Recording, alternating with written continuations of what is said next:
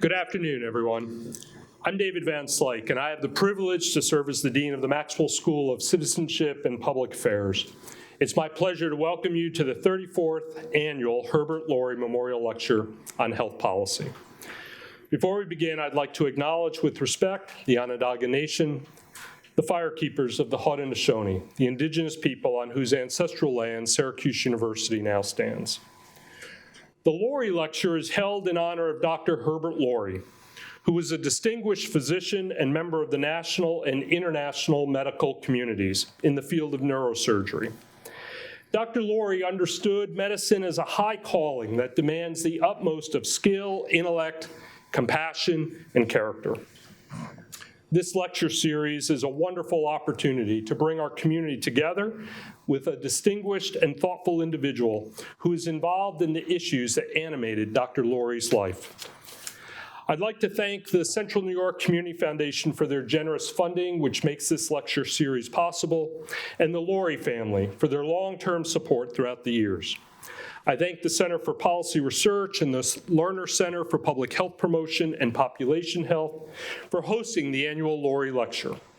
CPR is home to nationally and internationally recognized scholars who conduct a broad range of interdisciplinary research and other activities related to public policy.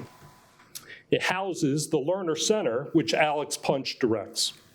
I'd now like to introduce the director of the Center for Policy Research, my colleague and friend, Dr. Shannon Monnat. She will introduce our 2022 Lourie Lecture, Sam Quinones. In addition to her role within CPR, Shannon is also a professor of sociology in the Maxwell School, the Lerner Chair in Public Health Promotion and Population Health, and the co-director of the Policy, Place, and Population Health Lab, which is part of the Aging Studies Institute. Shannon?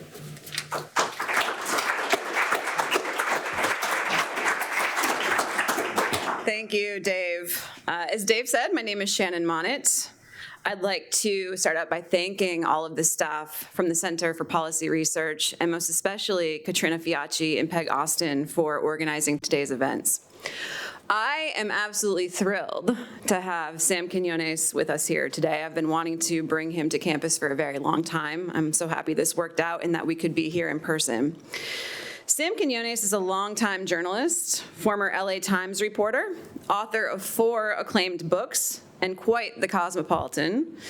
Sam grew up in Claremont, California. He attended UC Berkeley, where he studied economics and American history, produced punk rock concerts for bands like the Dead Kennedys and the Zeros, and wrote a senior thesis on the bebop jazz revolution of the 1940s. He lived for a year in Europe, where he supported himself playing guitar on the streets and teaching English. He lived in Mexico for 10 years, where he covered people on the margins of society, drag queens, gang members, narco-Mennonites, and popsicle vendors. He has had quite a fascinating life, and I think at least part of the reason why he was able to see the U.S. drug overdose crisis unfold long before policymakers and researchers was because of this experience that he's had. Sam's most recent book is The Least of Us, True Tales of America and Hope in the Time of Fentanyl and Meth, released in 2021. The Least of Us follows his 2015 blockbuster, Dreamland, the true tale of America's opiate epidemic. Both books have won numerous awards, the list of which is far too long for me to go through here, so I'll just mention a few. Dreamland won the National Book Critics Circle Award for Best Nonfiction in 2015. In 2019, it was selected as one of the best 10 true crime books of all time by Goodreads.com. This year, The Least of Us was also nominated for a National Book Critics Circle Award. I first became familiar with Sam's work when I read Dreamland, right when it first came out. This book was a game changer for me, and I believe it was that for the whole country. Sam was the first to describe the series of overlapping factors that led to the U.S. overdose crisis. To many, the epidemic seemed to come out of nowhere, but Sam compellingly demonstrates that opioids just didn't appear on our streets overnight. Instead, the contemporary U.S. drug overdose problem was driven by many factors, including globalization, changes to industry and employment, and policies that protect profits over people. He was the first to put these threads together, and now, in The Least of Us, he takes us into the world of synthetic drugs, fentanyl and methamphetamine, which are far more potent, far more deadly, and far more profitable to drug traffickers than anything that came before. Throughout the book, he intermingles stories of despair with stories for hope, for how we might emerge from this crisis.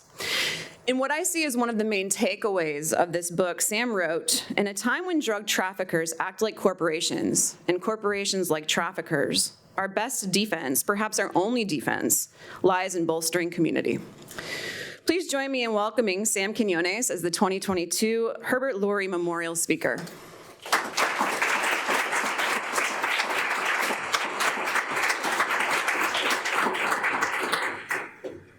Thank you all very much, but let me just start by saying thank you. It's really great honor to be with you guys, and especially with you, Shannon. As we were talking about this, I didn't even know there was such a thing as rural sociology until I began to follow you on Twitter, I think it was, several years ago. So thank you, Shannon. Thank you to the Maxwell School Dean, appreciate it. And also, where's Katrina?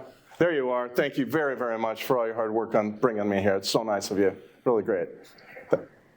It's so great to have you here. What's going to happen is that we're going to have a chat up here for a little while, and then we'll turn it over to the audience to ask some questions. So why don't we just go back to the beginning, Yes. Big picture. What got you into this story? What was it that said, I have to write this Dreamland book? I had moved from Mexico. I'd lived in Mexico for 10 years, as Shannon said, and I was really focused on Mexico. I didn't really care about anything that didn't have to do with Mexico, immigration mainly. When I was in Mexico 10 years, I left the drug trafficking stuff to somebody else. I was a freelance writer, which was very touch and go, you know, it's like almost like starving to death, and another way, the description of it is kind of like that. And so I didn't want to cover stuff that would get me into like life and death struggles, you know. So I really covered immigration, and I actually thought immigration was far more interesting, far more powerful story, because there was so many people now coming up from Mexico. All over the country you saw groups of Mexican immigrants. 10 years in Mexico is a long, long time if you're a reporter having to deal with the government and stuff like that. So I came back to LA, where I'm from, and I got a job at the LA Times. While I was there, the drug war in Mexico kicked off in a very disturbing, very alarming way that I was not expecting. I'd never seen anything like this. And so they put me on a team of reporters, where I began to write about, my job was, I spoke fluent Spanish, I lived in LA, so my job was to cover how the drugs crossed to the rest of the country once they crossed the border. And it was as part of that that I began to understand that we were now seeing enormous seizures of heroin again. And for the life of me, I remember this feeling, what the hell? How on earth who's using heroin again? I mean, my experience with heroin was all from those great New York movies, 1970s, right? Serpico, you gotta watch that if you wanna know this stuff. Prince of the City, French Connection, which is kind of fantasy, but it's a good, it gives you an idea that that was the heroin story in the 1970s, where I thought we as a country learned our lesson about heroin. There's no point to going back to it. So yet we're seeing more and more people, more and more seizures, which means more and more market for it. Reflects that. And so I began to look into that, and it was along the way that I began that I really discovered the story in the Dreamland book about this village in Mexico where everybody sold heroin like pizza delivery, a pizza delivery service almost, but for heroin, not for pizza. And the thing that struck me was that when I was living in Mexico writing about immigration, it was very, very common to find villages where everybody does the same job. In my first book, there's a story where everybody makes popsicles. One of the great business stories of Mexico, one of the most the stories that really resulted in people going from poverty to the middle class, there's just not enough of them in Mexico, was the story of how people in this one town began to make popsicles and start popsicle shops, first in Mexico City, but then all over the country. And really just an entire generation of people through popsicles went from the poverty, rural poverty, to the middle class. And something, if you know Mexico, if you go around Mexico, you will see Paleteria La Michoacana everywhere. It's all over. It's like thousands, and it's not a franchise. It's a business model that anybody can kind of adopt, and everybody has. But all across the country, you will see in these small villages, everybody doing the same job. Why? Because in those villages, they don't have access to education. That would mean a poor kid would go from rural campesino to civil engineer, say, or lawyer, or what have you. So you learn your work from those around you, your uncle, your brother-in-law, what have you. And so you find, in the first example of that is immigrants. You'll find one person will come, and then pretty soon 50 will be there from that one town. So I was used to this. So when I come upon this one story about these guys selling heroin like pizza, the DEA agent who was the first to turn me on to the story said, the craziest thing is they're all from the same town. And I remember I was in my office, like, listening to this guy talk about this system that they had, and I was like, wow, this is weird, man, I never heard anything like that. And then he said that, and I remember I come forward and I go, wow, I was looking down. I was praying, please tell me which town this is, And he told me the town of Tepic, Nayarit. Now, I knew that wasn't right, because Tepic is the capital city of the state of Nayarit, and that's about a 350,000 population town. You're talking about a town like this has to be small. And so I began to write to people in prison, all these guys that they had arrested with this system, and they were the ones who first got me into this whole story. And one guy in particular said, yeah, we're not from Tepic, we're from a little town called Jalisco, Nayarit, which makes no sense if you know Mexico. It's like saying, I'm from Nebraska, Arkansas, or something. There's a state named Jalisco, right? But he wasn't referring to that state. He was referring to a dinky little town, and that is really what got me into it. But then, of course, as I went into that, and I went down to that town and began to talk to lots of guys who were in prison. I do a lot of my reporting by reaching out to people in prison. I find that people in prison will talk to you, if you do it right, and have unbelievable stories to tell. If you're a sociologist and you're not tapping into jail and prison, you are missing an enormous potential story there. That's my feeling, very, very strong. I've interviewed so many people in prison now, it's crazy. But I realized, too, along the way that their story, I was focused on the small story, really. The much bigger story was the opioid revolution in American medicine, claiming that it's virtually non-addictive if you're a pain patient to get addicted to these things, pushed by pharmaceutical companies, doctors kind of going along, some very eagerly, some really not very eagerly. But see, this was my easy learning curve was the Mexican stuff. The stuff I didn't know a damn thing about was pain management, pain pills, because I didn't know what an OxyContin was when I started talking with the guy from this small town who wrote to me who called me from prison. Because I was living in Mexico. I didn't know what a Vicodin was. I'd been given Vicodin. I didn't know what it was when I was given it, So, but that's where the story comes from. You can't explain their market without the supply inundating the United States from opioid painkillers. Right. So. Right, and now we're in a period where most of the overdoses are not involving prescription opioids, and heroin has virtually disappeared. I would say so. From the streets. So how and why has drug trafficking changed between when you wrote Dreamland and when you wrote The Least of Us, and what the heck happened to heroin? Heroin's I think we're 2 years away from saying there's like no heroin on the streets of America anymore. Down in Mexico, the poppy farmers, I should say, are just in, depression. There's no money in it anymore, and that's because everyone switched to fentanyl. What happened is that the trafficking world began to figure out in Mexico. They had figured out with methamphetamine prior to this that the way to really make a lot of money is not to grow anything. It's arduous, takes months.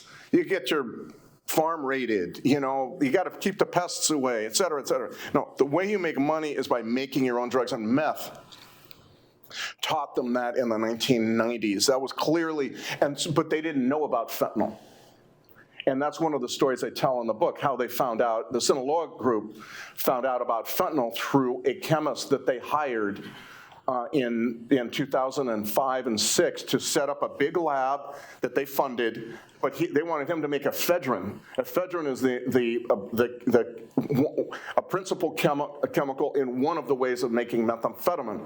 And they thought the government in Mexico was going to cut down on ephedrine importations, which it eventually did. So they wanted someone to make ephedrine for them to forestall that problem and allow them to keep producing. But he, a Mexican guy who grew up in San Diego, went to prison for fentanyl production in the 90s, learned much more about how to make fentanyl by talking to chemists while he was incarcerated gets out, gets deported. The Sinaloa guys come to him and say, we want to set you up in this lab to make ephedrine. And he says, no. Oh, I mean, yes, I'll do whatever you want, but then quietly and silent, he makes fentanyl. They get all mad. Not a good idea to get the guys from Sinaloa mad, but he sits them down. And I'm learning all this from the DEA agents who later spent a lot of time with him debriefing him on how this all happened. But he said, I explained to them that fentanyl was the most profitable drug they're ever going to find because you could make it in a lab, and he says you could cut. This is how potent it is. He said I could cut this fentanyl 50 times, and you'd still have product. So a kilo can be cut into 50 kilos, and you would still have product that would be recognizable to opiate use heroin addicts on the street, and prized by heroin addicts on the street. Nobody in that room believed him. And he says, yeah, no, I've done studies, and so they began to ship this fentanyl up to Chicago and to test market. This was 2005. And there's wiretaps of people going, it's working, oh yeah, they love it, you know. Of course, what ends up happening, that's the first mass die-off to fentanyl. You have 1,000, 1,500 people or something like that in Chicago, in St. Louis. It spreads in those areas to Detroit, over to Philadelphia, Camden. There's a couple of towns I'm forgetting.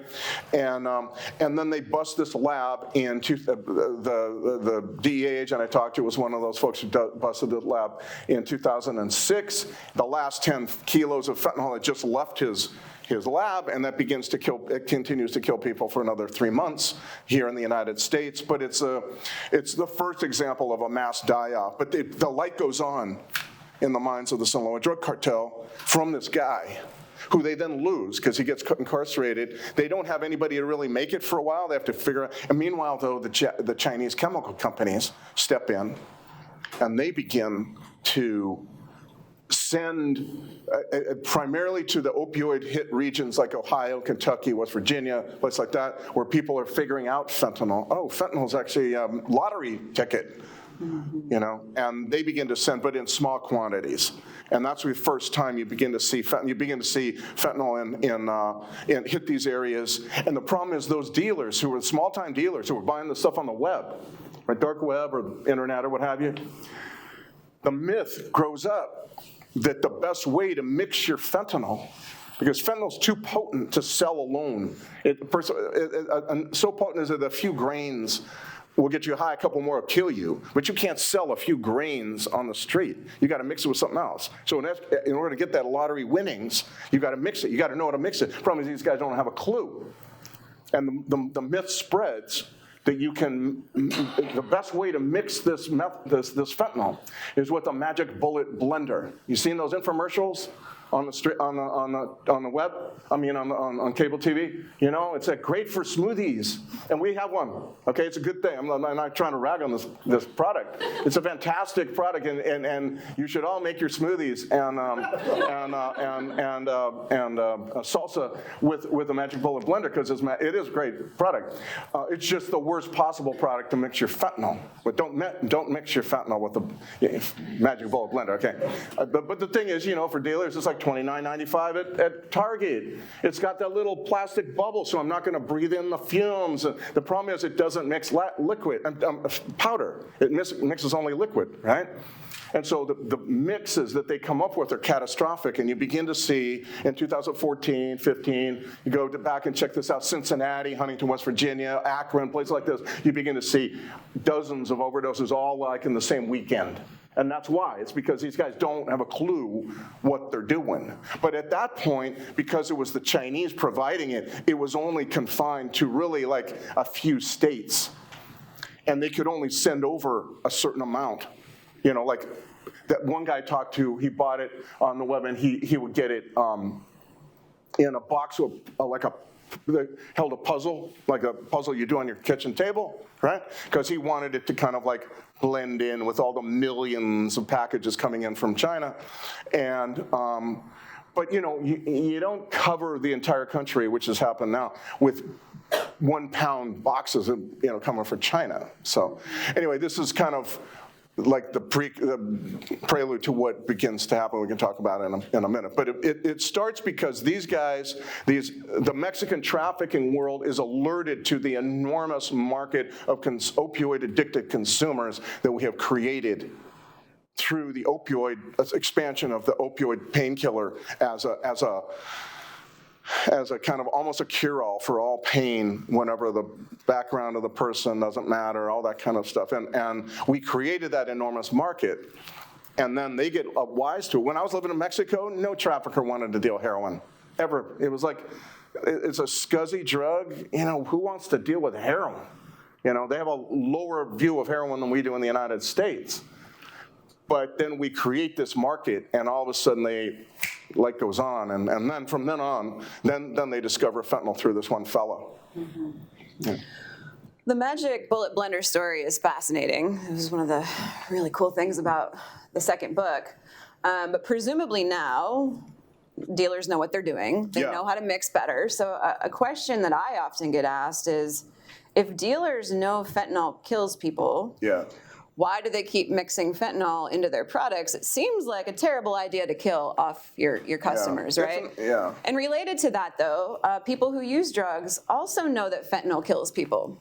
So if you know that fentanyl can kill you, why would you keep using those drugs? Right. So try to tackle both of those. Sure, it's both of those make total sense, even though on the surface they would not. So from a trafficker or a dealer perspective, and it's unclear to me, I think a lot of the fentanyl that's now coming in may be mixed. On the other hand, it can be also mixed at the lower levels of the street dealer level. Why would you mix in fentanyl into, say, well, first it was mixed into heroin, then cocaine, meth. Now you're seeing examples of marijuana, because you gain. It's a market expansion tool. Right? You gain an opioid-addicted customer when you put fentanyl into cocaine. Cocaine is a drug that people generally buy a couple times a week, can take a vacation for a couple weeks, not use it. That is just not possible with the withdrawal symptoms that opioid addiction creates. You have to keep that stuff at bay, and you are buying every single day. What's more, it's important to understand that fentanyl is a fantastic drug, surgically. I've had fentanyl. I had a heart attack 5 years ago. They gave me fentanyl. It's magnificent. It's a workhorse anesthetic and wonderful drug. Revolutionized anesthesia in many ways. One reason it's so good, it's potent, but it also gets you in and out of anesthesia very quickly. That is also true for users. So very quickly it gets you in, but out, and you got to use again, and so got to use again. That makes it a torment for users. Nobody really wants to be a fentanyl addict. If you're a heroin addict, you do not want to be a fentanyl addict. The high isn't as good. The withdrawals are a beast. And also, you've got to be constantly using. So from a dealer perspective, it's great. You could sell 3 times as much to the same person. Guys got to use 4 or 5 times, 6 times a day. Most heroin addicts I know have used 2, 3 times a day. That's all that they need to use to keep the beast away, to keep the withdrawals away.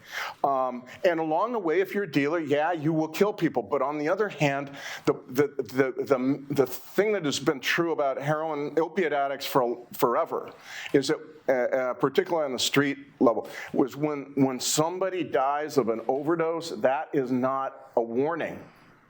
That's an advertisement. That's like, go get that dope. That's really great dope. Right? And so that is really what is motivating a lot of people right now is that, and that's what happened in that Chicago case that I told you. The authorities in Chicago, public health puts out a warning.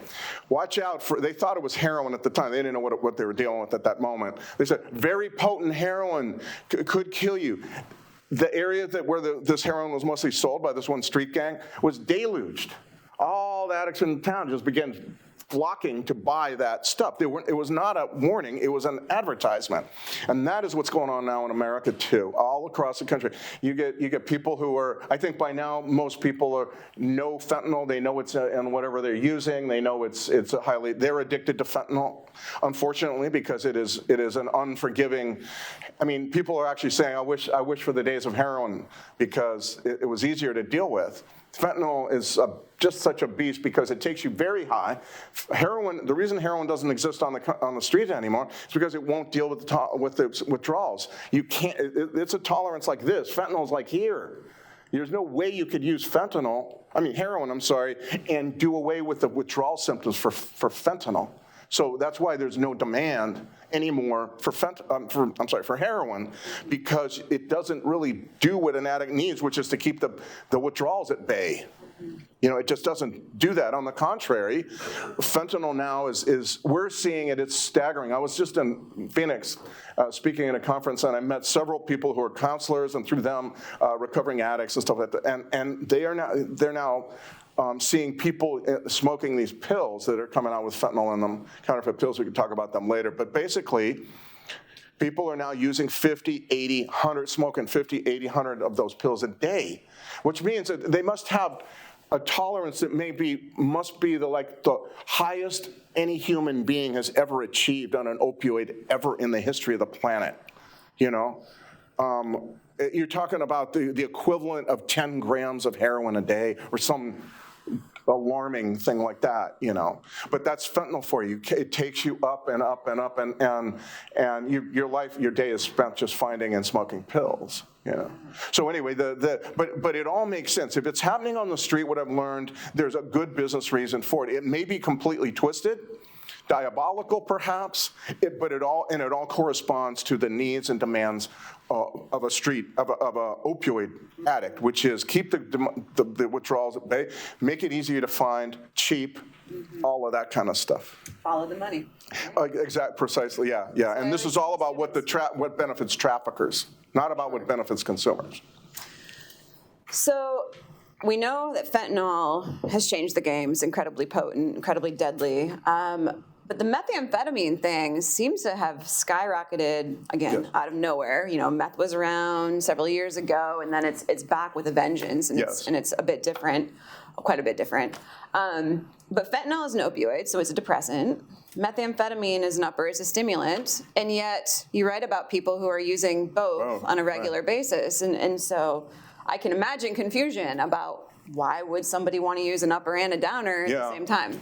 Well, I think, first of all, what's interesting is if you read the history of drug use in America, you'll see that we as a culture go through cycles from stimulant to depressant to stimulant and depressant. But synthetic drugs made in Mexico with great impunity, able to get all kinds of chemicals through shipping ports. Shipping ports become the main thing that you need. A shipping port is where you can get the access to the rest of the world's chemical markets. All of that is what they control. And so they can make staggering quantities of both these drugs.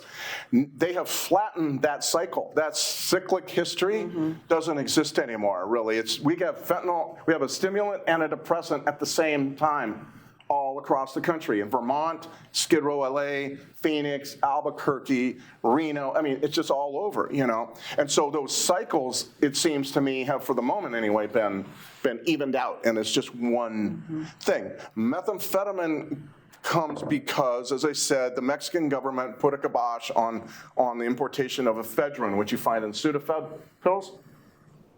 They were making methamphetamine, industrializing methamphetamine with ephedrine, but they couldn't get enough ephedrine to cover more than just, big parts of the West. Didn't come across the Mississippi River, and it really didn't cover the whole West. And so you had a lot of people making their own meth, shake and bakers as they're called, and they're getting the Sudafed pills and getting the ephedrine out of the Sudafed pills. But then in 2008, the Mexican government says, okay, we're going to really curtail importations. They have to switch. The trafficking world has to switch to I call it a new way. It's not a new way. It's an old way of making methamphetamine that involves a chemical known as P2P, a new ingredient, essential ingredient. This method is a thing called P2P, phenyl to propanone. And this was a method that was made by the first manufacturers of illegal methamphetamine, which are Hells Angels and biker gangs in LA. And I'm in California. And back in the 60s. If you ever want to see the first expression of P2P meth, watch a great documentary called Gimme Shelter with the Rolling Stones. The Rolling Stones held a concert at Altamont Speedway east of San Francisco. They hired, well, there's some debate, but the idea was that they hired the Hells Angels to do security. Well, these guys were all on P2P meth, and you could see what happens. It's nuts. It's an amazing document. The end of the 60s happens with the Altamont conference. It's all of a sudden hippies are no longer peace and love. They're all like insane Hells Angels. But anyway, so the P2P meth, they have to switch in Mexico in 2008. And P2P meth has one benefit. It stinks. It's very messy, it's very complicated, but it has one benefit, and that benefit is you can make P2P many different ways, lots of chemical hacks for making P2P.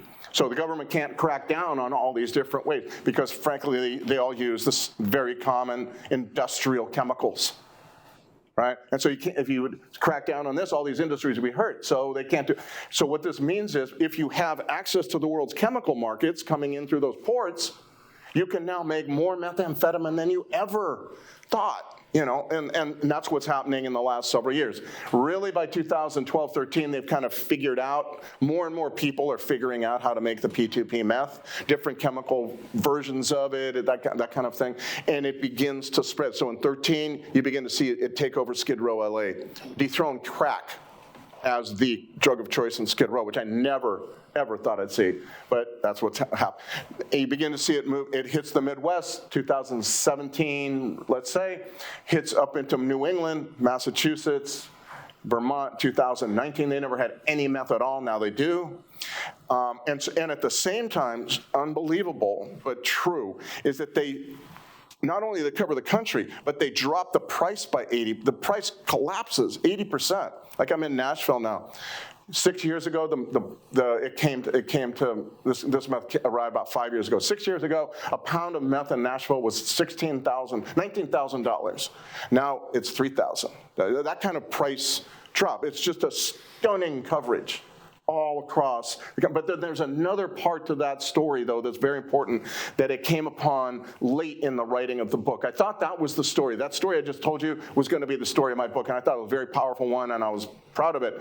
Then I talked to this one fella one night, a VA homeless outreach guy who for years had been addicted to meth, and he said the meth changed.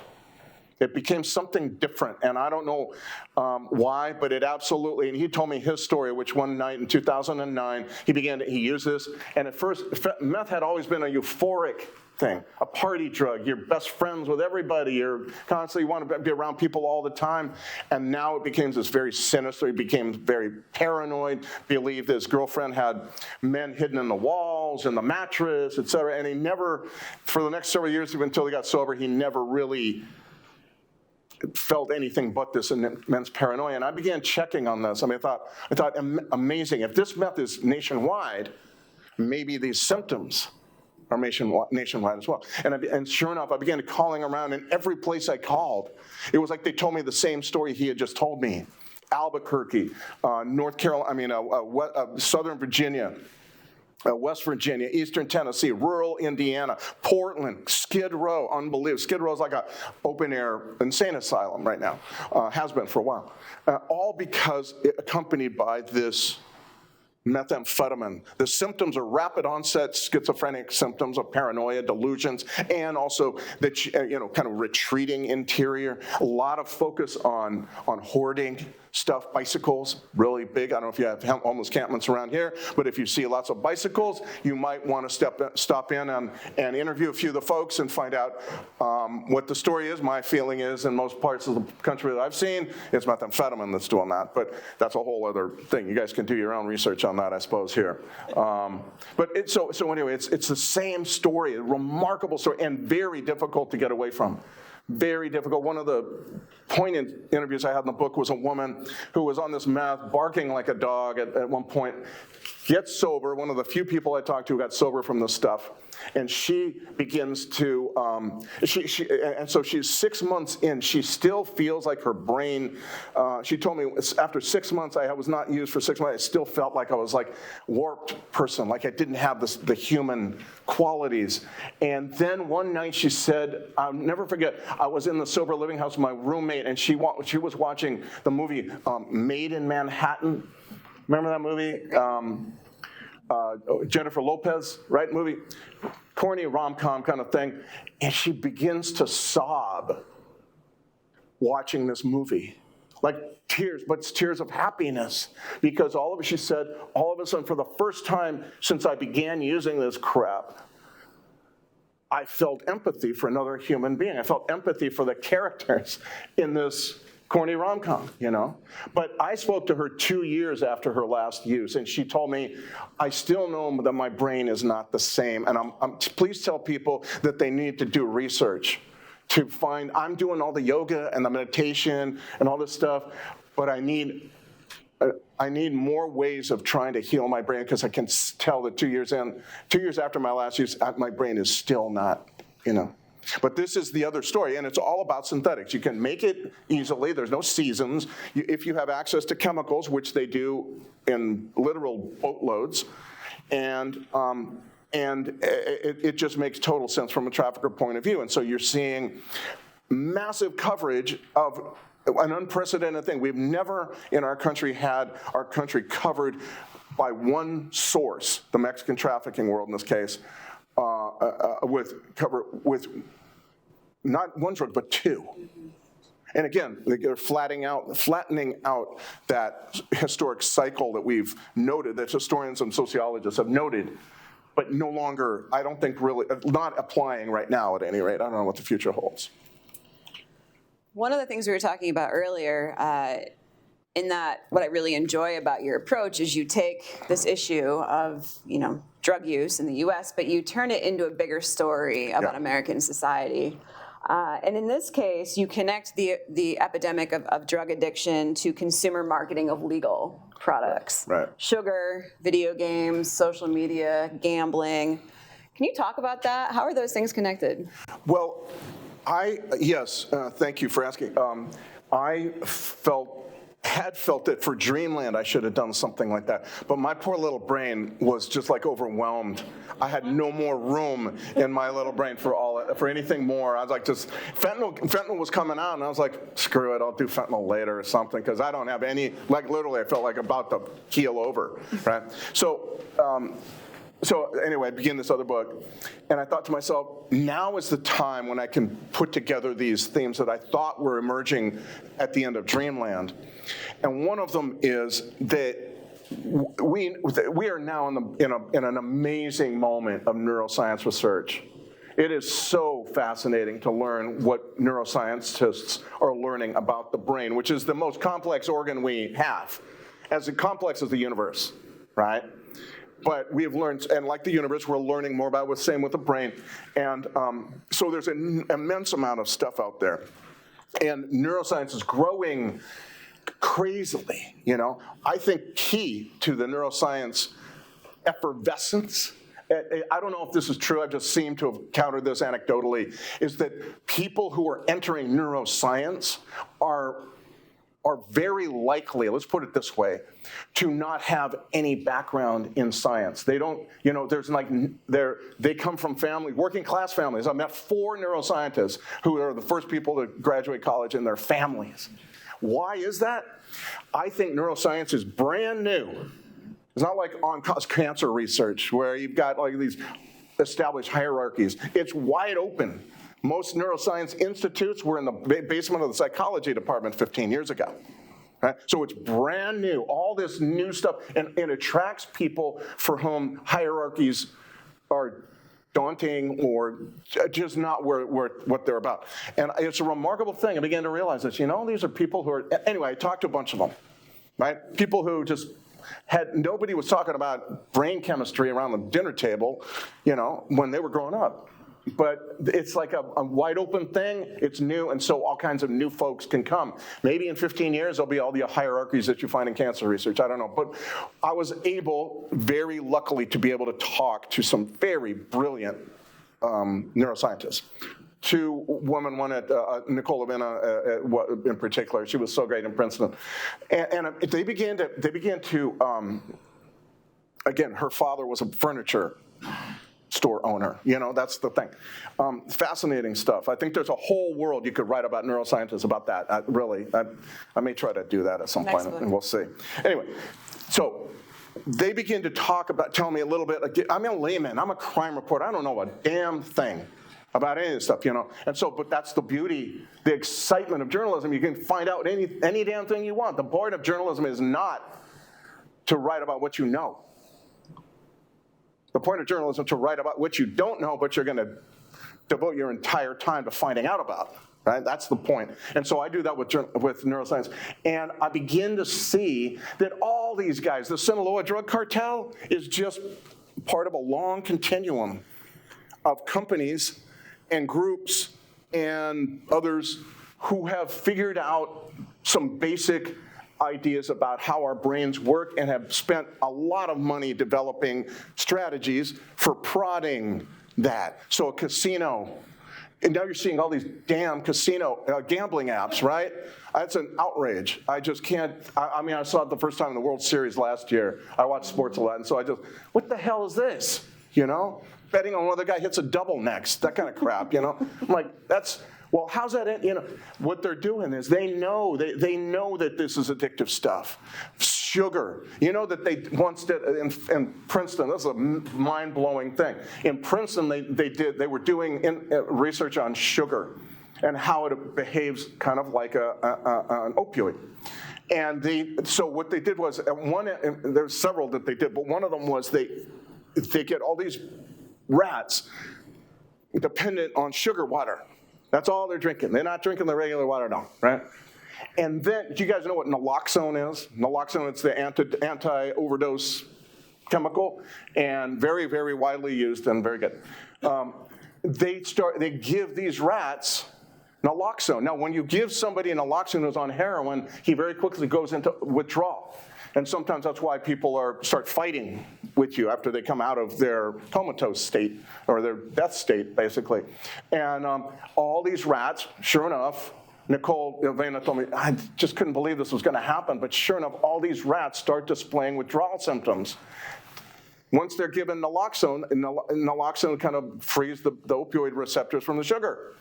So sugar, it's not heroin, okay? I'm not saying it's heroin. I'm just saying that it hits the same receptors. Not as potently, of course, and all that. Sometimes, are you saying sugar is heroin? No, I'm not saying that. I'm just saying that there's these experiments that show that they hit the same receptor. All these corporations now are figuring this stuff out. Now, of course, foremost in all this is social media. Obviously, you can go on and on. Netflix never allowing us to stop watching. They just dovetail into the next episode because, it's all about reducing friction to use because they want to make it addictive, and that's why do soda manufacturers fight over space in the grocery store? That's why. because they want it easy to buy my product. Why do they never change? Why do fast food companies never change their logos?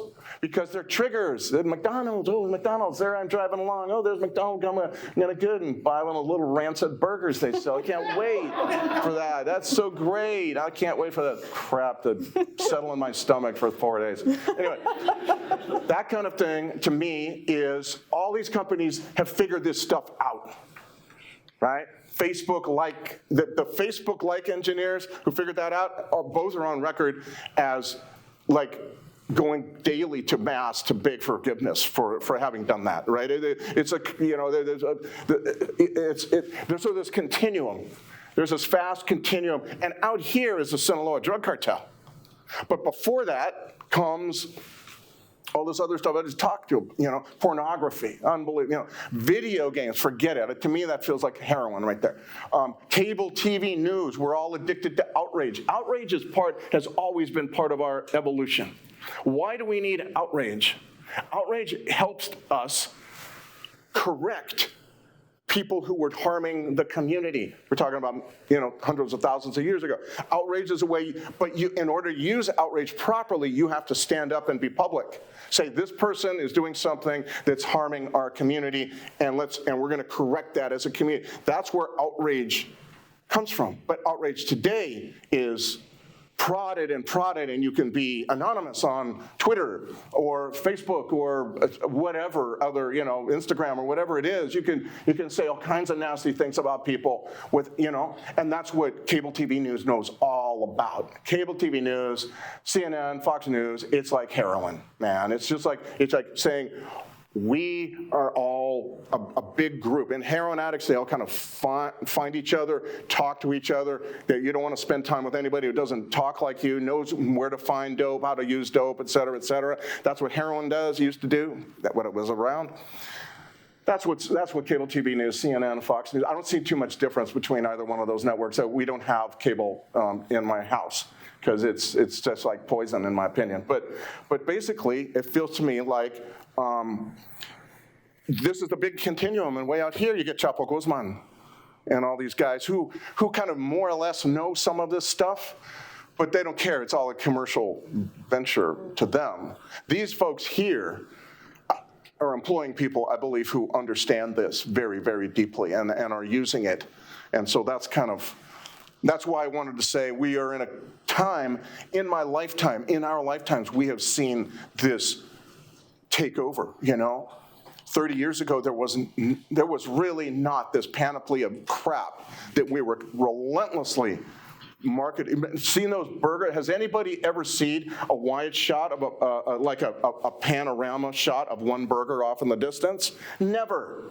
Never. It's all pornographic burgers like this big, like oozing goo, and like the burger just had sex or something, You're like, oh God, yeah, or it would be better than sex if I ate this thing, that kind of thing. So to me, they understand this. The marijuana guys did too. If you used to read High Times back, the magazine High Times, they would show these centerfolds of like buds oozing and big piles of cocaine. Everybody knows why you do that. It's because it's like prods all this stuff in your brain to say, oh, I got to go get me a burger or a line of cocaine or whatever the hell it is. You know what I mean? Play that video poker. Yes, yeah. So get your questions ready, because I'm going to ask one more, and then it's your turn. So here we are sitting in the policy school.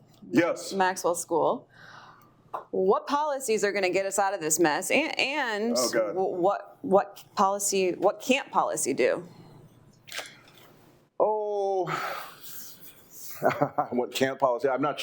Let me talk about a couple of things that I think are essential now. The problem is we face now as a country is the approaches that fentanyl and meth in these vast quantities change everything. Okay? There's nothing about drugs, how to deal with them, use, profit, smuggling, et cetera, addiction treatment, all that remains the same with these two drugs on the street and the quantities that they're out there today. That's my definite feeling.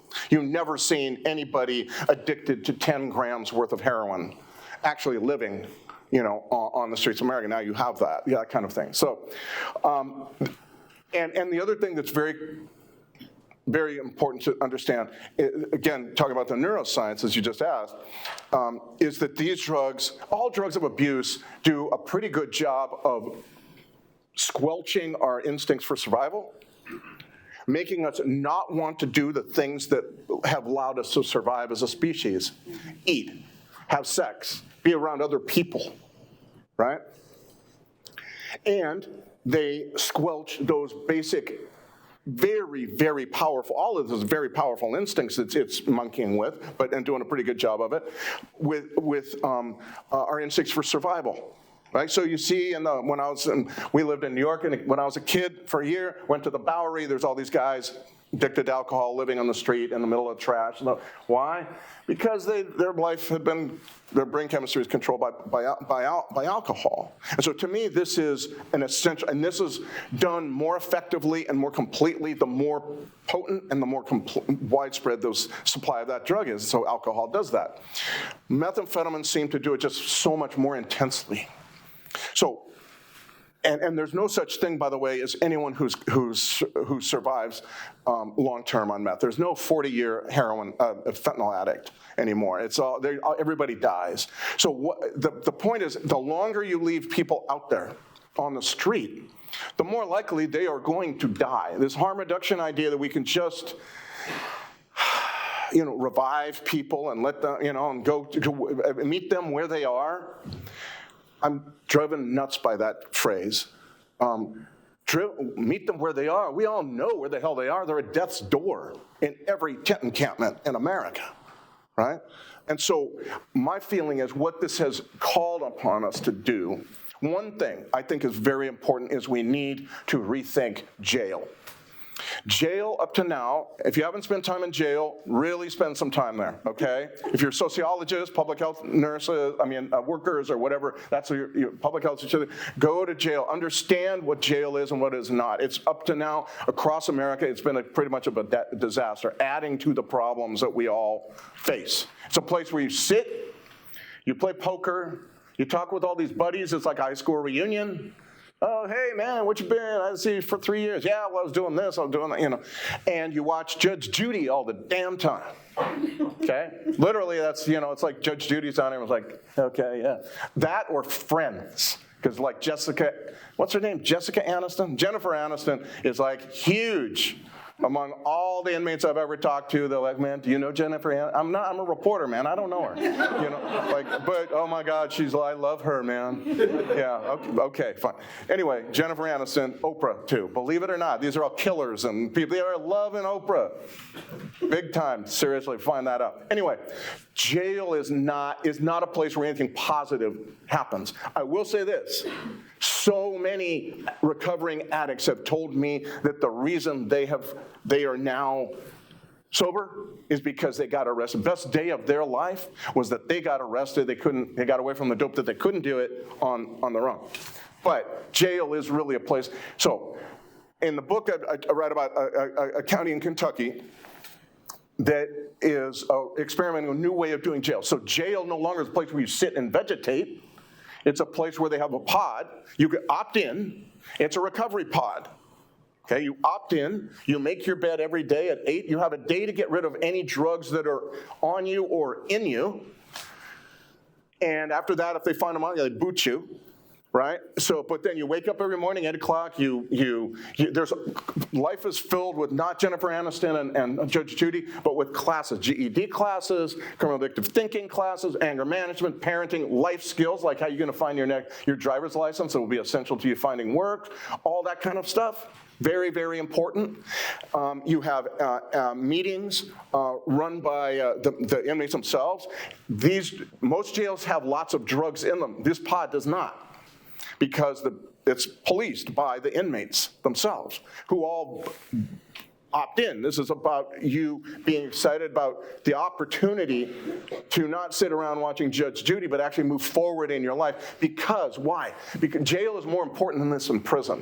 Because jail is the first interface every addict has with the criminal justice system. It's not prison. You could go years in and out of jail, never go to prison in this country. okay? So jail is where and so what you do is you come in, you get arrested, you're strung out, you're like emaciated, you're on the, and you detox, and for that, then you begin to have a clearer view of all the damage you've done to your life. Baby mama won't talk to you, mom won't take your phone calls, whatever, on, and there's all kinds of things. And you go, now I need to, but most of the time what we do when that epiphany happens is we put people into this place where you're just sitting around playing poker. And where if you try to quit drugs, you're known as a quitter. I've heard this, it's amazing, or a snitch even sometimes. Anyway, this jail is what it's saying is that we need to make use of this beautiful opportunity we never have made use of. Jail has been this place where we just said, okay, it's there, I don't want to be there, I don't want to know much about it, it's a cost, I'm willing to pay for it. But I think it's got an opportunity, and the crucial thing is, it's a place where you can put people where they can't leave, where when the dope tells them to leave, that they have to stay, but it's a place where you then where you have an opportunity to begin recovery.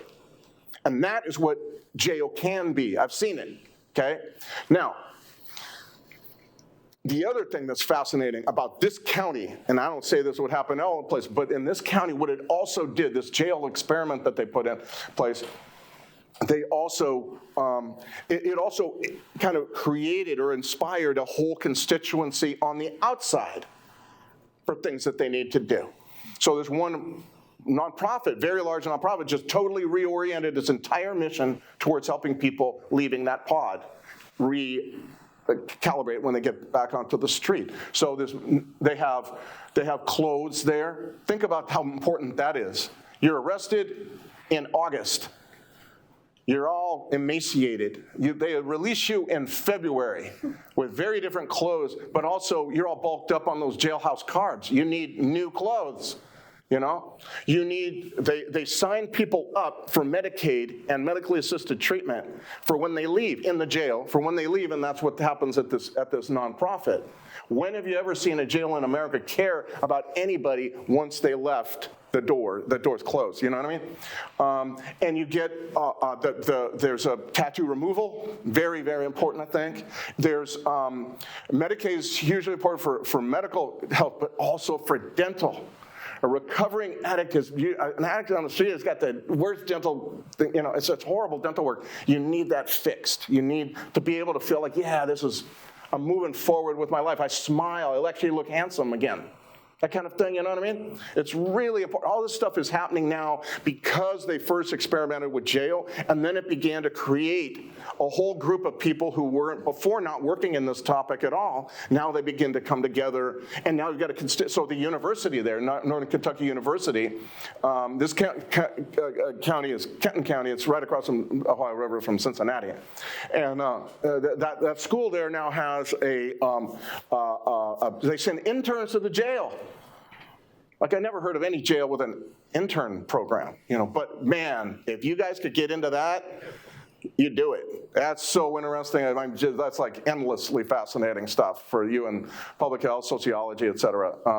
I'd say just mightily fascinating stuff. Anyway, all of this is simply to say that fentanyl and meth together do not give us much opportunity. We cannot waste opportunities like jail. We cannot just sit around and go, well, screw them, I don't care about them, or we've never done this before. I know we haven't done it before. That's why we should do it now, you know? Oh, and some people get all arch and inquisitorial. Oh no, what you're saying is the mass incarceration and the extending the drug war. I'm like, dude, have you ever seen a prison where they care about what happens when you leave, a jail where they care about what happens to you when they leave? This is the opposite of that. So anyway, to me, I think that is one thing that is extraordinarily important. It's not like, when I began writing about this county in 2015, I was there the first day they opened that pod. I thought, oh, this is a good idea. I never thought about this, actually. You know, and I watched it. I've watched it ever since, 7 years now. And but then fentanyl and meth come along, and I'm like, it's no longer a good idea. It's essential. Because otherwise those people are going to die, right? And you need a place where people can go and not be able to leave when the drugs very powerfully tell them they must. once they spend some time and defog away from the dope, it's very common where people kind of go, they will, in the homeless encampment, they'll tell you, no, I'm fine. I don't want any, I'm sorry, I'm not, Well, let me see, you're living in squalor, no sanitation, feces everywhere, you're pimped out, you're beaten, you're robbed, you're using drugs that will kill you at any single moment, and you're fine? I don't think so. That's the drugs talking. Once you get those people in a different situation and have some significant time to move away from all this stuff, all of a sudden they begin to embrace sobriety. They begin to see what's possible. And when you then have something on the outside, I mean, to me, it sounds like an extraordinary, radical idea, very, very powerful. Do I have solutions for every part of the country and everything? No, I'm like, see these things, they seem to make a ton of sense, and so I just repeat them when I'm asked questions like you asked me, you know what I mean? Because I don't know what else, I don't know what else to do. It all has to do with supply until the United States and Mexico deal with the very significant issues of Mexican corruption and assault rifles from the United States arming those people down there who are making this stuff. Think about this, just off topic a little bit, but the drug trafficking wars in Mexico began a year after I left. I left in 2004. I never saw anything like this up until I was in LA, and all of a sudden I see a story of 6 heads rolled onto a discotheque in Michoacan, where a state I'd been to 30 times or something like that. I'm like, what the hell is this, Our assault weapon ban went from 94 to 2004. It expires in 2004. In 2005, the drug wars, the violence becomes alarming, and after that, it just amps up every single year. Now, maybe that may be a coincidence. I'm not saying I know all the reasons there for that, but I can tell you that the assault rifles, AK-47s, AR-15s, all that ammunition you can get, those clips that carry so much ammunition, that is like major guns of choice for the traffickers, and they get them from here. Or they're they're bought here very easily and then smuggled south. There's a great person you should follow on Twitter, Michael Humphreys. He runs the Customs and Border Patrol crossing at Nogales, Arizona, and he puts up that stuff every day. And the other day, they tried to stop this car. The guy stopped and then ran into Mexico, but in the car they find 3 or 4 of these guns. That's the thing. It's not 500 guns at a time. It's, as they say in Spanish, a la hormiga, ant-like. It's like a few at a time, hundreds of times a day for years. That's how you get to where we are. So, anyway. Fascinating. So many fascinating stories. All right, it's your turn. We've got a couple of folks walking around with microphones. So why don't you say your name, and then you can go ahead and ask your question. So this is the terrifying moment where I had a question, then I stood up in front of a room full of people and found myself having to improvise. My name's Larry Morgan. I'm a PhD student here, not in Maxwell, I'm in rhetoric, but. Oh, there we go. I come from El Paso, Texas, and. Great town. It's a great town, and I spend a lot of time in Juarez too, and right. And this is something that I'm kind of shaping my dissertation up to be about, but I know a lot of people, friends, extended members of the community. You meet a lot of people if you socialize in the right places who are involved in the narcotics industry, the illicit narcotics trade on the border. And what's been sort of interesting to me is thinking about the sort of militaristic paradigm that we use when we think about people who are in this trade, because, there's not a lot of daylight between users and sellers, at least in my experience, and oftentimes I feel that people are treated with a kind of threat response that isn't really proportional or conducive to any kind of social improvement, and in ways that are sort of have all the kind of moral nuance of like an episode of G.I. Joe, where, in the Patriot Act, right, the public enemy number 1 is the concept of terrorism, public enemy number 2 is methamphetamine. And to put these things on the same level like that, I'm dubious about the way that works when I can legally sell alcohol to somebody who's teetering on the edge of liver failure and not be kind of thought about in the same sort of vampiric terms as we might talk about like your average street seller. So I don't know if this is actually leading to a question. As I said, I'm improvising, but I guess in your reflection, like how does this sort of militaristic paradigm, this kind of national security framework that we kind of treat, low-level street operations, things like that with, like, what impact has it had? And how would you see that shift? Well, thank you. Yeah, I've been to El Paso many, many times, Juarez many times as well. It's a fascinating part of the country. I really love El Paso. I'm not so fond of Juarez, but I love El Paso. It's a great place.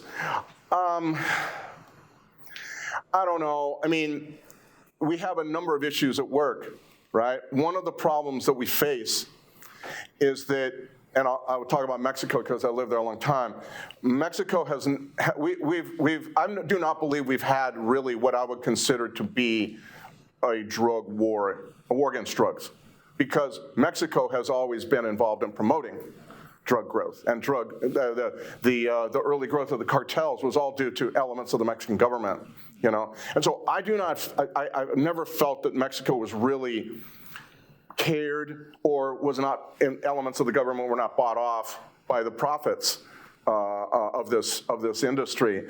And so when you have somebody in the boat who's drilling holes while you're trying to bail it out, it could be a problem, And so it leaves very little other options, it seems to me, once you have that. There's a great book written by historian Ben Smith, just out, called The Dope. You want to read that. Read that. I mean, you can see the corruption going back to the 1950s. There's never been a time in Mexico where they really have set about understanding the deep problems created and then address them.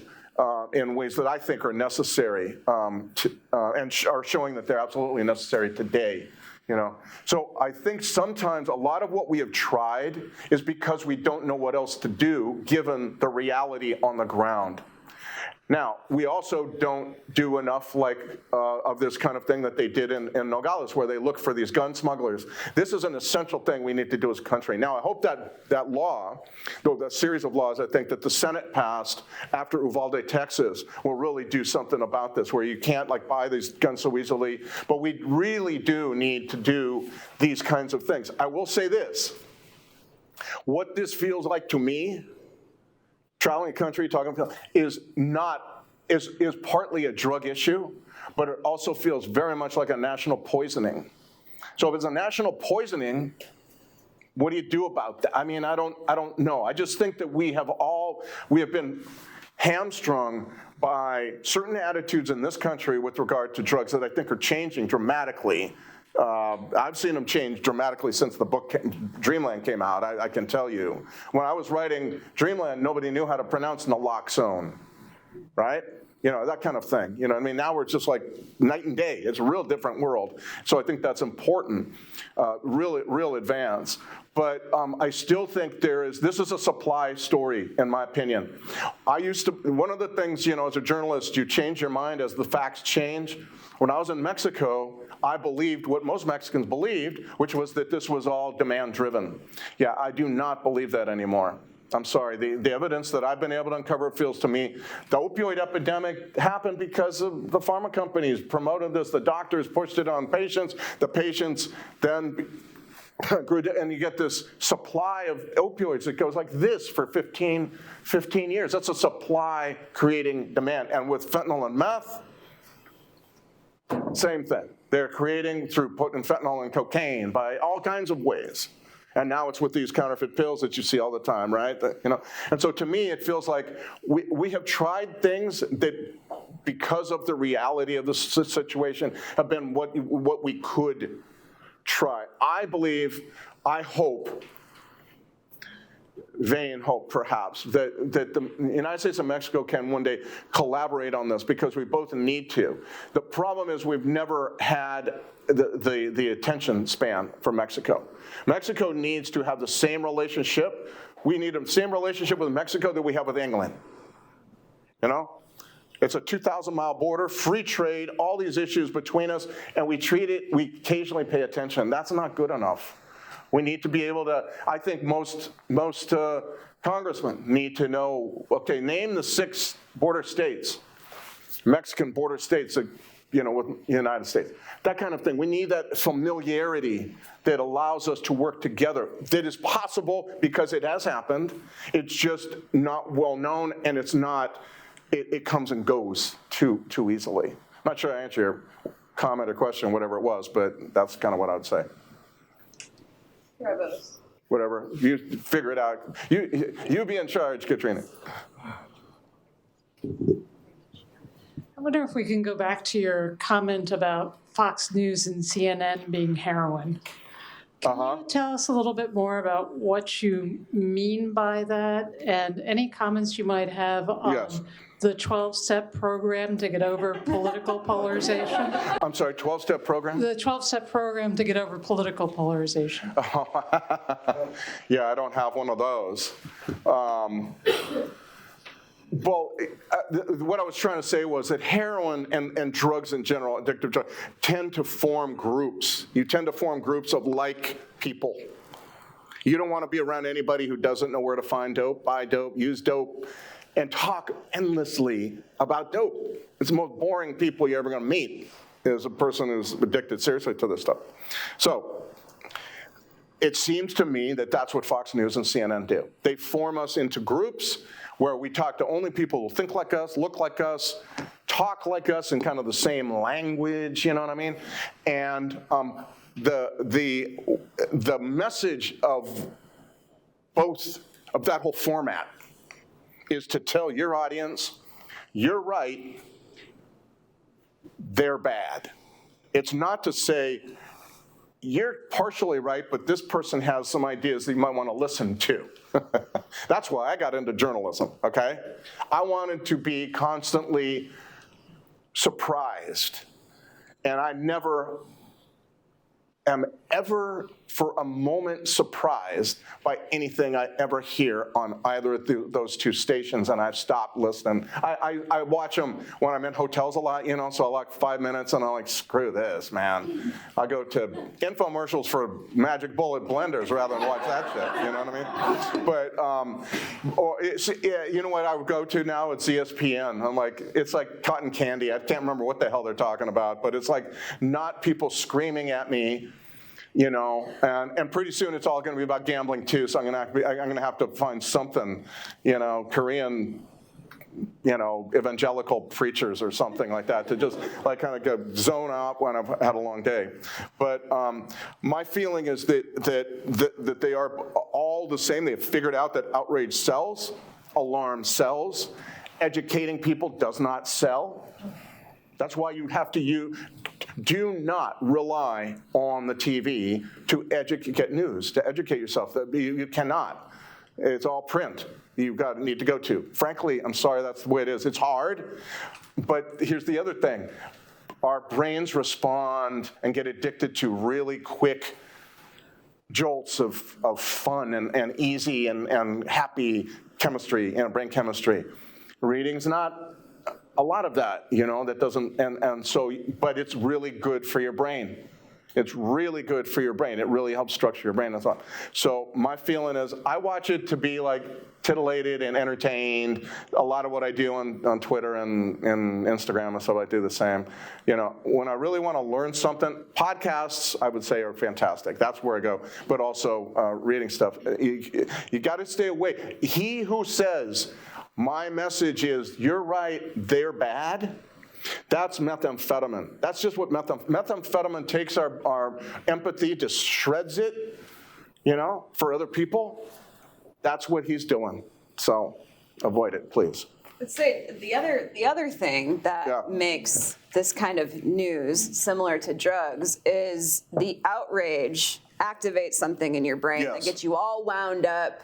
It gets the adrenaline going. Yes. The anger gets out there. You're feeling excited. That's exactly what drugs the feeling of exactly. It's like that narcotic. I feel like, and to me, it's felt like that. That's why what's one reason why we just don't have cable at my house.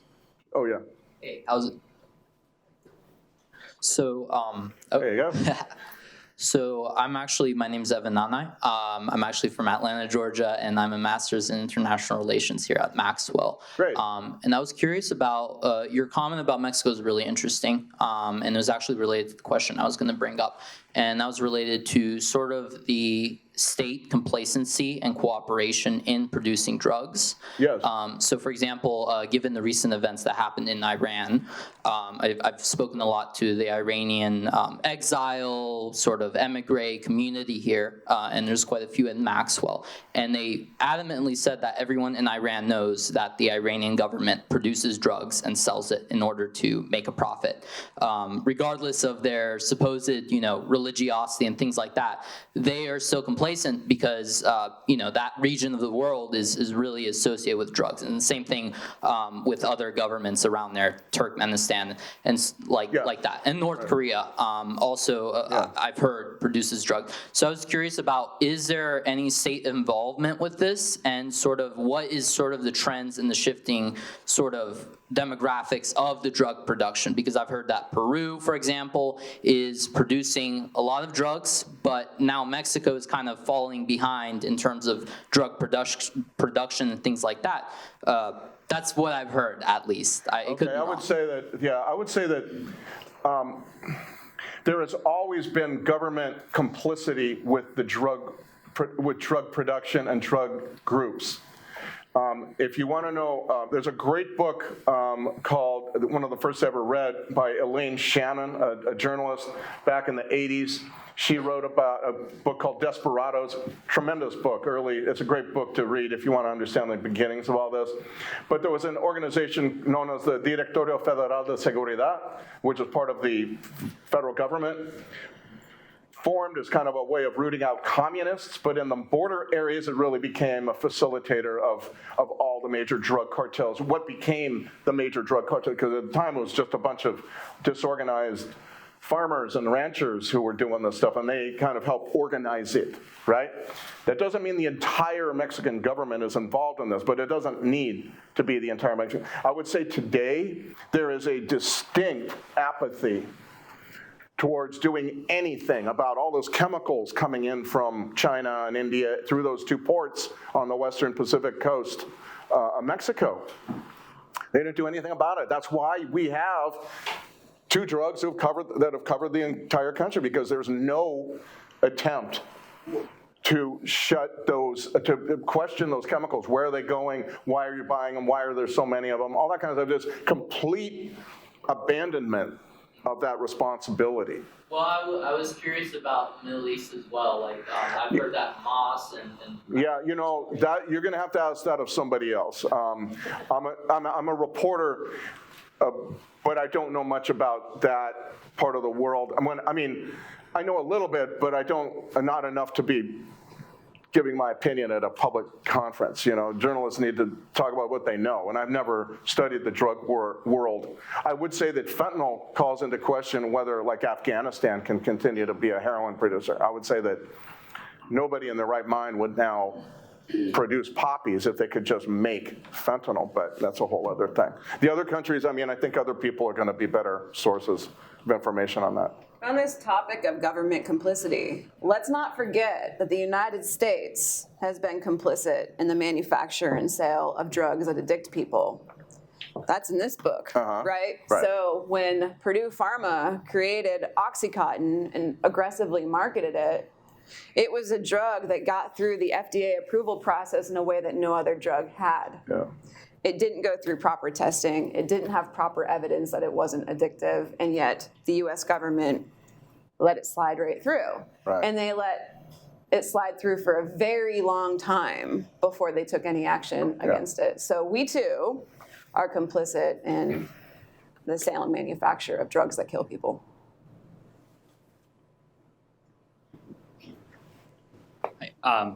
Travis Glazier, I'm an alumni. So the question I have is about local policies.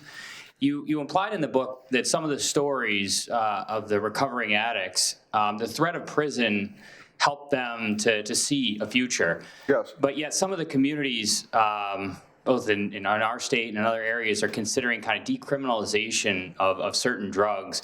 Do you think that threat of prison is an important kind of stick to keep into the equation, or do you think it's more of a social support structure issue? No, yes, I do. I think it's extraordinarily important, and we've kind of stepped back from that one tool that now becomes more important than ever.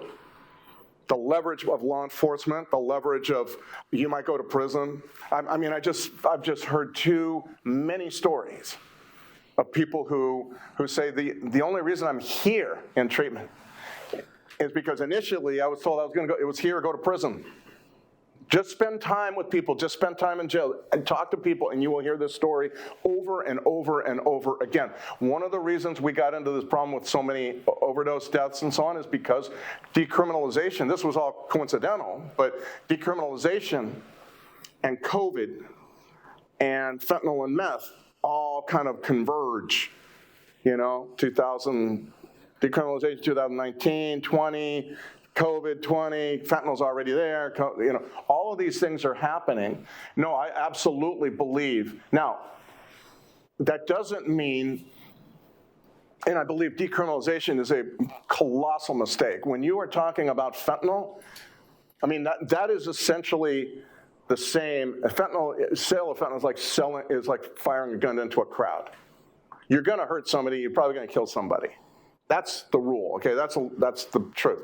And so why you would want to say that, well, fentanyl's okay. No, it's not. It's not okay to sell it. And you need ways of getting those people off the street, even the dealers who are selling to support their habit. That habit's going to be lethal very soon. So you could say, well, he's selling, I don't care what happens to him. But the truth is, it's all part of the mix. You got to take all these folks into account. And my feeling is that decriminalization has been a major mistake. And every place they've tried it with fentanyl and meth have kind of like messed with their minds. That doesn't work the way. Now, those are all policies or ideas that were born before complete coverage of fentanyl and meth across the country. In the days of cocaine and marijuana and heroin, maybe they would have worked. I don't know, but that's not where we are right now. And I just think it's a major mistake that because people are thinking as they used to think. It's the same with marijuana. Should we legalize marijuana? Yeah, that was a question they asked when I was, in high school and junior high. They're still asking it. The marijuana is radically different. So the next question ought to be, if so, what marijuana do you want to legalize? But we have not moved, and some of these ideas have stayed where they were while the drugs are like going crazy. You know what I mean? So to me, it feels like a huge mistake. You can't say that in a lot of areas because people get all arch about it. Oh, you're going back to the drug. No, just listen, okay? Stop being outraged by what I just said. I was at a thing last week, Bloomington, Indiana, and I gave this long talk, and a lot of it was about this jail idea and all this kind of thing, and the question written out on a piece of paper was, when has mass incarceration ever helped with addiction? I'm like, dude, you spent 50 minutes listening to me, and the only thing you came up with was that I was in favor of mass incarceration? It's lazy. Just lazy thinking, So anyway, I get all upset about this stuff. We'll move on. Can you hear me? Okay. I can, yeah. Okay, hi, I'm Vanessa Cherra. I'm a policy studies major here at the Maxwell School. Great. And I know you talked a lot about fentanyl being like the death sentence to people who are per se on meth or crack or whatever that is mixed in with their fentanyl. Do you think there's ever going to be a way for these people to get off the death sentence, or is this kind of just the end for drug users? No, well, I think you need to be in a place where you can and quickly, because the truth is, like they say on the street, one of the things they say is fentanyl changes everything. The other thing they say is there's no such thing as a long-term fentanyl user. They all die. Not like heroin. I've met people using heroin 30, 40 years. Yeah, no. So there's a possibility, but it's just not. I would say with fentanyl, you need to get off the street. You need to be away from it. It's a separation from it that is essential to me. You can't, and that's why they go to 10 chemists. I've been with people. they're offering, do you want housing? Do you want treatment? No. Okay, let me get this straight. You're living on a sidewalk in Hollywood, right? There's no place to use the bathroom. There's no running water. You're out of your mind because you're using meth too, and you're talking with your dad through a 3-foot mirror who lives in Jamaica, and the doctor comes back and says, well, she's not ready. I'm like, man, she's never going to be ready. You need to get her someplace. And I think what this is also showing is that we need to really rethink and come to new approaches for addiction and mental illness together. So often they've been like separate. You can even see it sometimes in some counties. Mental illness services over here, addiction services over here, homeless over here, foster kids over there. There's no idea that this is kind of all like similar problems. They're all connected, you know what I mean? So that's another thing, I think. But the idea that people can just live on the street, creating the public health, public safety issues that they create, the tent fires and all that kind of stuff, I just think the idea that we should meet people where they are sounds good, but we need to understand that where they are, because of fentanyl, because of methamphetamine, is right at death's door. And tomorrow, a week from now, 2 months from now, they're gonna be dead.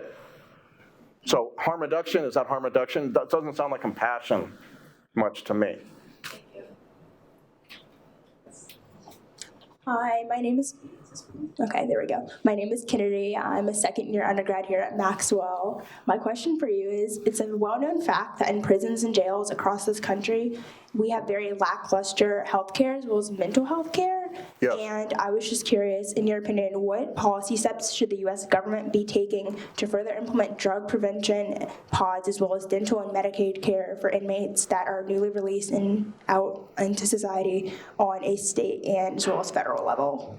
That's a great question. And I would say one of the things about the jail option that I was just discussing is because there's no, in those, first of all, there's no drugs. So separation from drugs is a big part of this. You need that.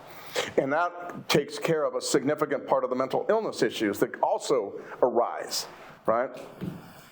With this, though, as you are beginning to kind of work with people on this, and this becomes kind of part, jail can then be a place where you advance in both of those realms, it seems to me. Now, we're all figuring it out. Everyone's kind of groping half blind on this. It's an experiment that's moving forward in various counties, importantly in counties that have been so badly hit by the opioid thing, because they know, they've been through this. I mean, we'd be wise to take their lead, because they've been through this for so long.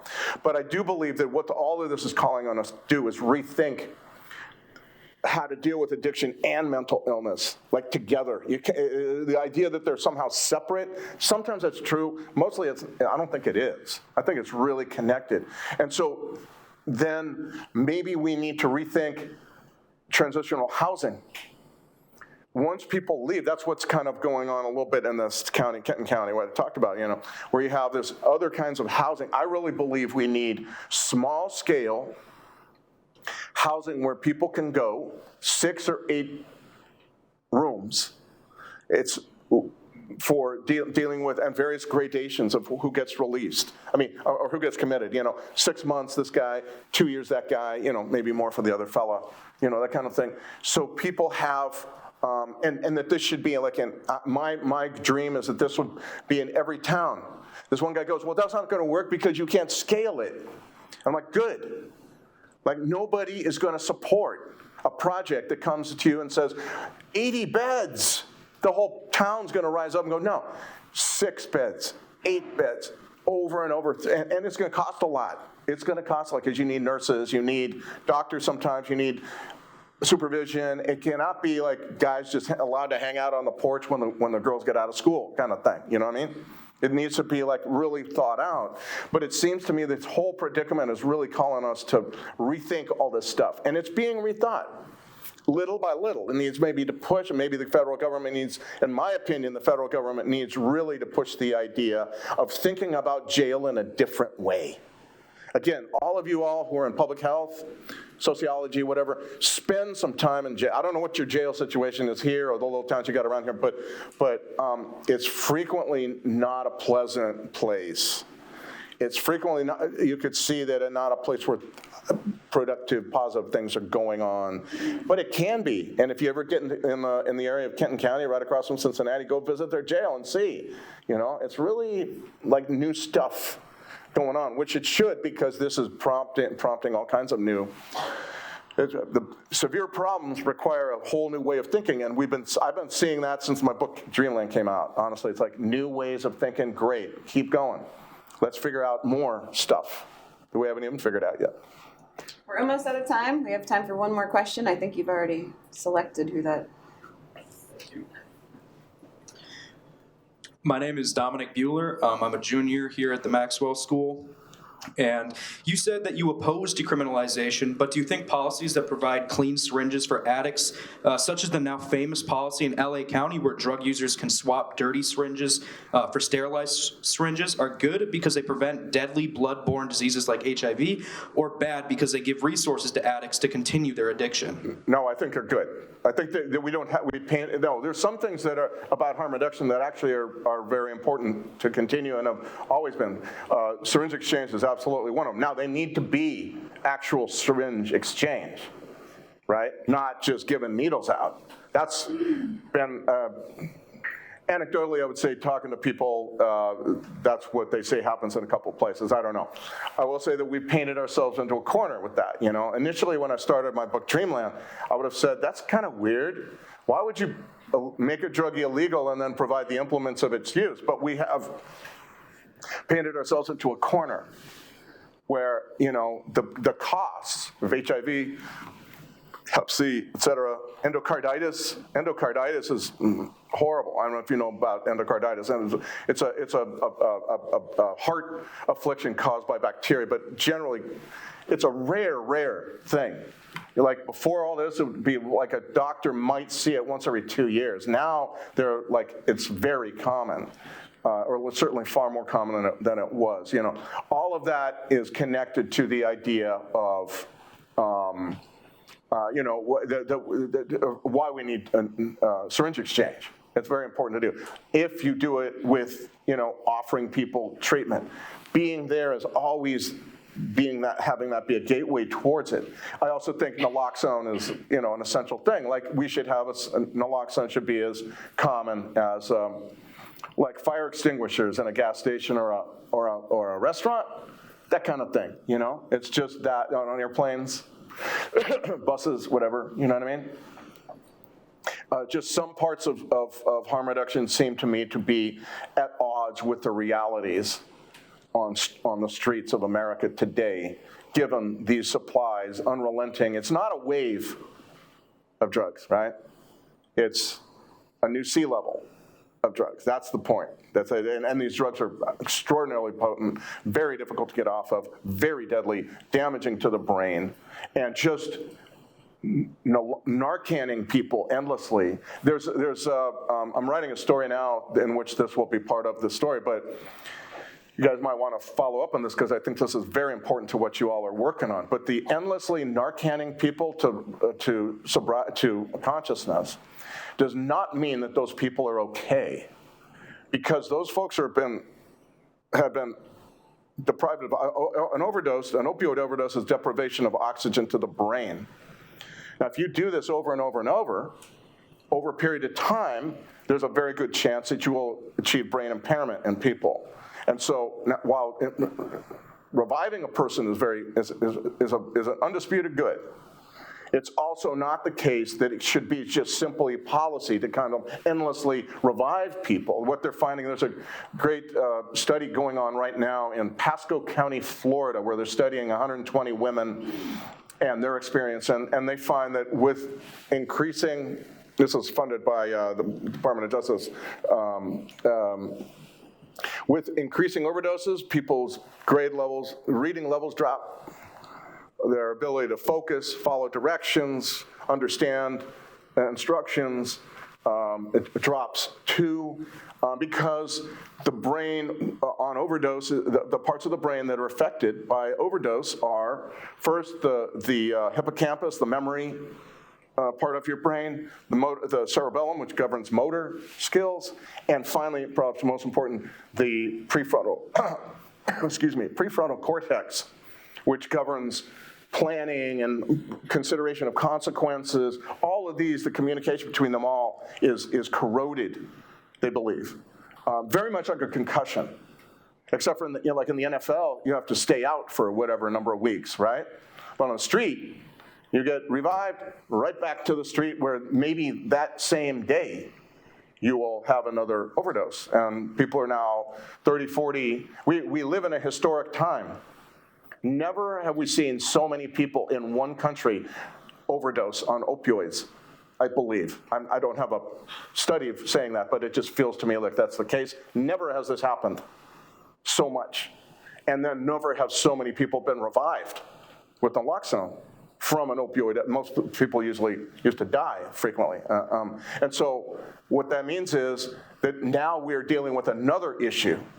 If all you're going to do is Narcan people, Narcan them, and there's no attempt to like take that person and find another option and really maybe push that person, threaten that person, nudge that person so the dope is no longer speaking for them, then you are going to end up with very likely with a significant population of people who have been brain impaired. And that's another thing that a policy that does not understand or not reflect the new reality on the streets that these drugs in those massive quantities represent. Thanks for the question. Let's thank Sam for being here. Thank you all very much. Thanks a lot.